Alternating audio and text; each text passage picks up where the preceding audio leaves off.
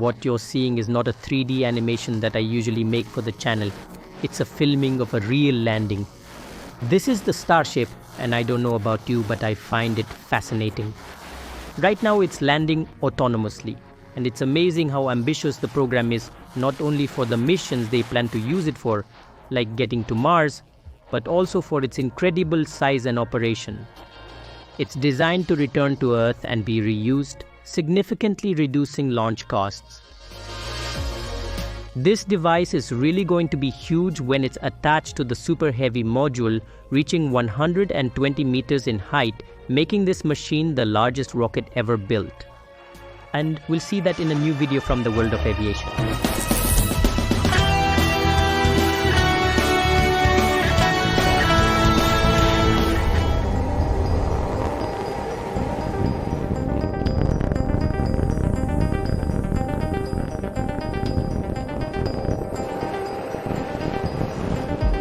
As we said in the presentation, the Starship with the Super Heavy module is the largest rocket of all time, but how big is it compared to other colossal rockets launched into space?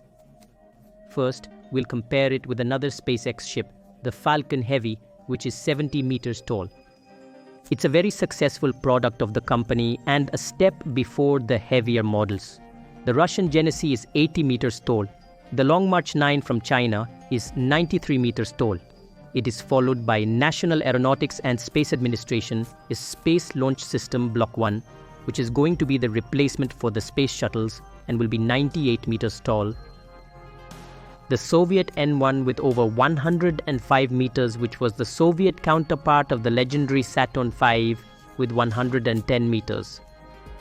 And we can mention the upcoming Space Launch System Block 2, the heavy lift variant, which will be 111 meters tall.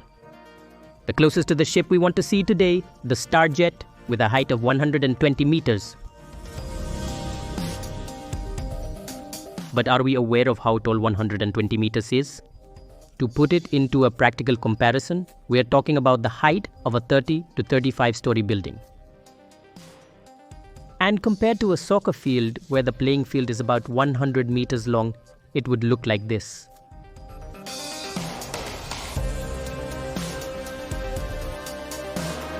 It also measures about 9 meters wide. It's really huge.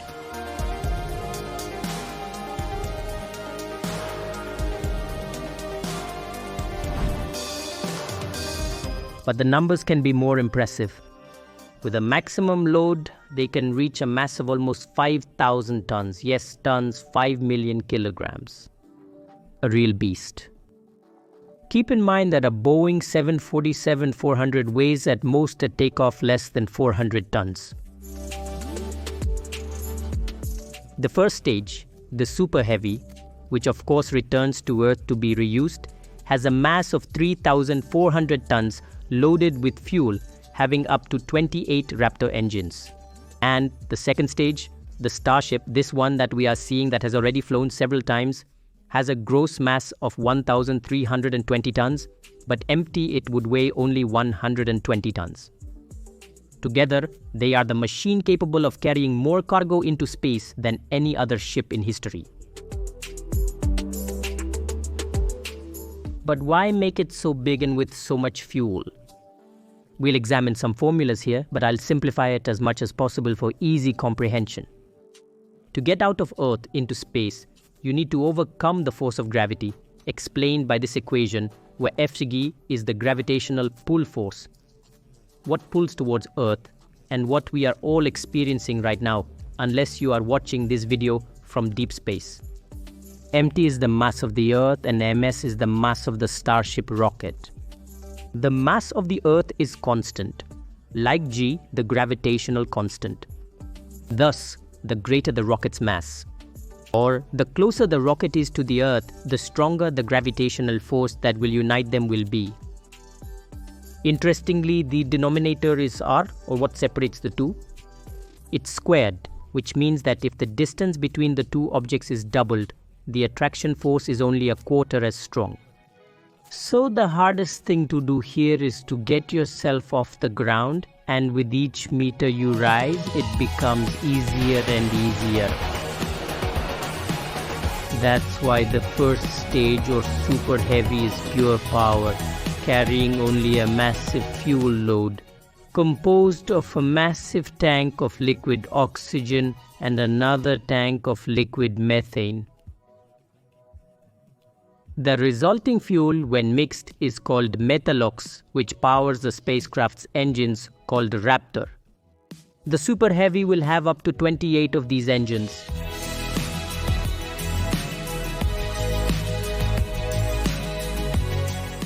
After a few minutes, it will have exhausted almost all of its payload, becoming dead weight. So instead of carrying it as dead weight, it detaches, and the second stage, the Starship, ignites its own engines to finish escaping the gravitational force. Returning to the gravity equation, now the ship has lost a lot of weight and is already at a considerable distance from Earth, hence fewer engines are needed like this stage has, as well as less fuel weight. But even though it has less weight and engines, almost 2/3 of the Starship are still occupied by oxygen and methane tanks, and only 1/3 of the available size is for the crew or cargo. Even so, it's a lot of space. It's 9 meters wide and 18 meters high, which translates to about 1,000 cubic meters of usable space, more pressurized space than a Boeing 747. But in the future, there are also plans to make variants with more vertical cargo or passenger storage, a ship for refueling other starships, and even one for lunar missions. Designing a spaceship is super complex and expensive. That's why a single design is sought to serve multiple missions. But the most ambitious project is to take people to Mars. And with a ship like this, which is just beginning to be developed, at least now while I'm making this video, such a dream may come true. But one thing is to dream of a trip to the moon, and another completely different is on Mars. Keep in mind that National Aeronautics and Space Administration between 1960 and 1973 spent $283 billion, which adjusted to current inflation would be much more. So how does SpaceX help its new designs to reduce these incredible costs? The key here, as we had discussed before, is in the reuse of rockets. This company has already worked quite a bit with reusable rockets like the Falcon 9. The first stage of this rocket, after dropping the payload, could return to Earth and land on its own. But the second stage, which carried the payload, was not intended to return to Earth. It should also be remembered that there were already second stages with reusable payloads. The space shuttles, the American Columbia, Challenger, Discovery, Atlantis, and Endeavour, operating together 135 missions from 1977 to 2011, and the Buran in the Soviet case.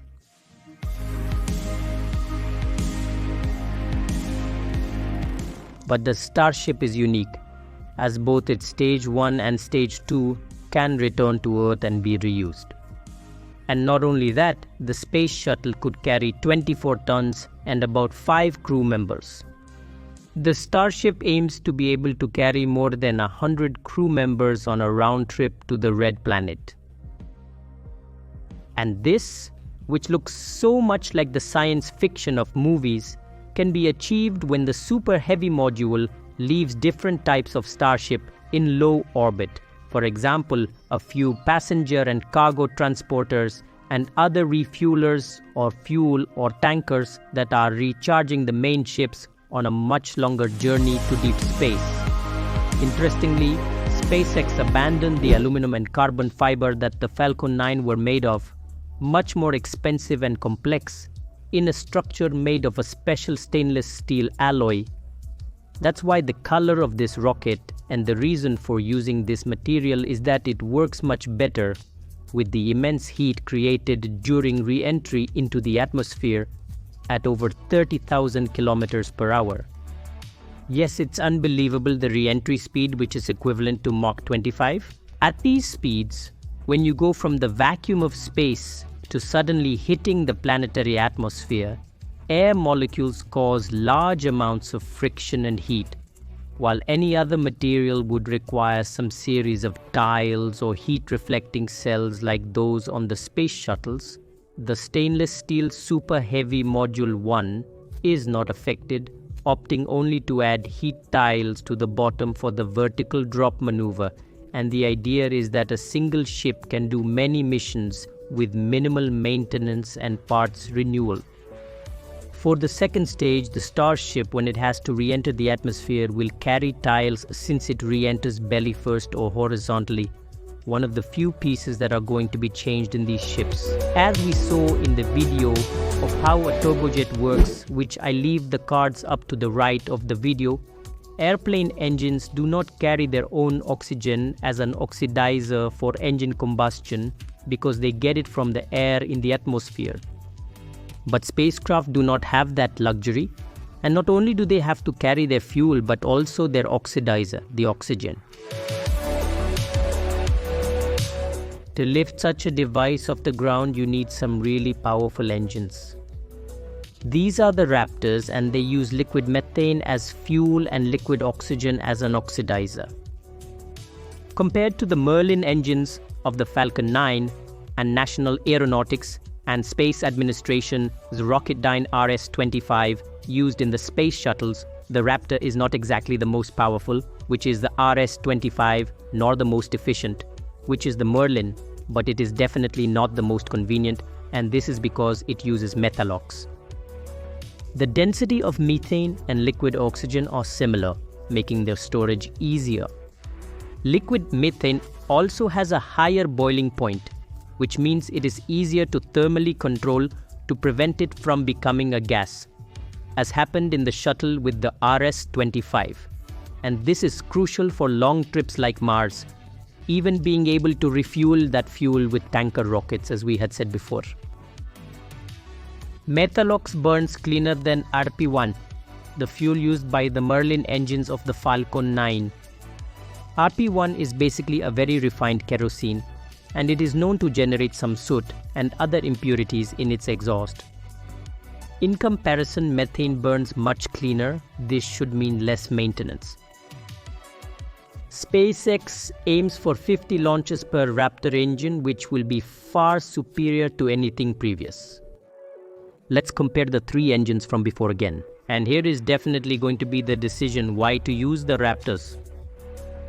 The RS-25 has a cost per engine of $50 million, very expensive. The Merlin is the most economical with $1 million, and the Raptor has a cost of double $2 million per unit.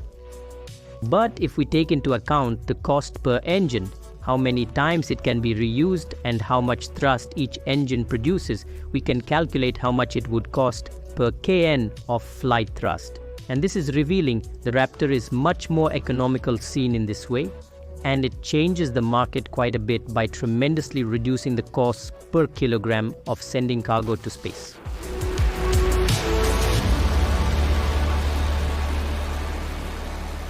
Other curious elements that stand out on the Starship are these strange fins. It's something completely new for rockets and is part of a unique re-entry control that will help this vehicle maintain control returning belly first or in an almost horizontal form. These are moved by a very powerful electric motor and of course powered by Tesla batteries.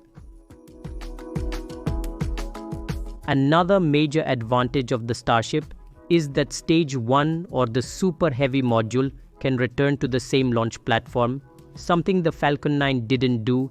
Instead, they headed to other landing sites, and this further reduces costs.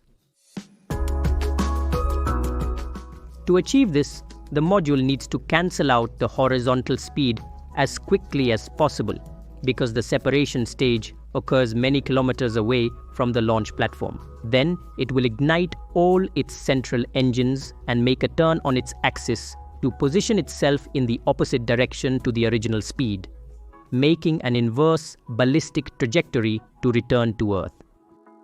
Since it can exceed 100 kilometers in height, and there is no atmosphere at that height, the module corrects its trajectory with small nitrogen jets and opens its grid-like fins for when there starts to be air, and it can be controlled with these. The maneuver to land the second stage is not easy either.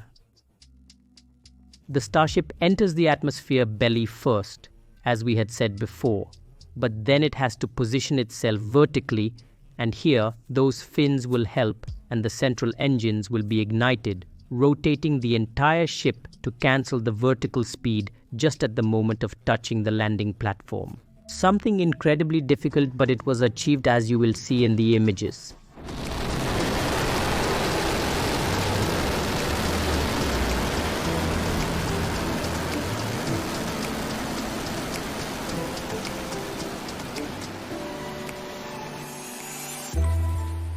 The Starship is an impressive machine doing things that until recently were believed to be impossible. The project was plagued with problems, but the important thing is that they were valuable lessons to overcome. And I had never seen projects with so many explosions, and then those rockets are a success. Although uncommon for this channel, I wanted to share this video that I hope you enjoyed. A video that took a lot of work to make. To give you an idea, it took me about 3 weeks to make it, from the script to creating the 3D images and editing everything. To financially support quality content like this, you can use PayPal, Patreon, or Mercado Pago. For those who don't know, Patreon is a platform where you can give a small financial help month by month with your credit card, like $1 or $5 for example. But if you don't have or don't want to contribute financially, you can also give a great help if you share this video, for example in Facebook groups or similar pages. I thank you all in advance. My name is Marcos and this is World of Aviation.